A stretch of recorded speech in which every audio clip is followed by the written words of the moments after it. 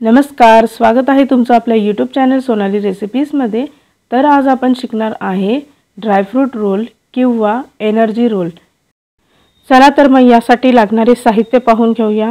इथे आपण 50 ग्राम हेझलनट घेतले आहे, 50 ग्राम बदाम, 50 ग्राम काजू, 50 ग्राम पिस्ता, 10 ग्राम मरगजच्या बिया, एक मोठा चमचा खसखस आणि 200 ग्राम खजूर घेतले आहे।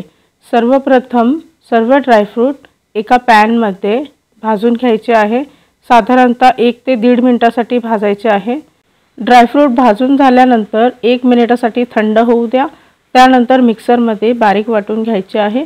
अगदीच बारीक पावडर करायची नाहीये। त्याचबरोबर खजूरच्या आतील बिया काढून ते खजूर सुद्धा मिक्सर मध्ये बारीक करून घ्यायचा आहे। पॅन मध्ये 1 चमचा साजूक तूप टाकून बारीक वाटलेले खजूर त्यामध्ये टाकायचे आहे आणि त्याचबरोबर बारीक वाटलेले ड्रायफ्रूट सुद्धा त्यामध्ये मिक्स करून घ्यायचे आहे। साधारणतः 5 मिनिटासाठी गॅसचा फ्लेम हा स्लो करून ही प्रोसेस करायची आहे। तयार झालेले मिश्रण एका प्लेट मध्ये काढून घ्यायचे आहे।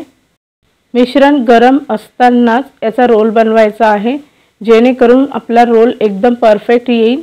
अशा पद्धतीने तुम्ही पाहू शकता। त्यानंतरला इथे मी बटर पेपरवर पुन्हा एकदा रोल सेट करून घेते। त्यानंतरला यावर थोडीशी खसखसने कोटिंग करून घ्यायची आहे।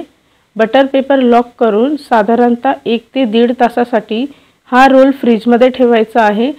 1 ते 1.5 तासानंतर तुम्ही इथे पाहू शकता रोल अगदी परफेक्ट तयार झाला आहे। अशा पद्धतीने मी स्लाइस कट करून घेते।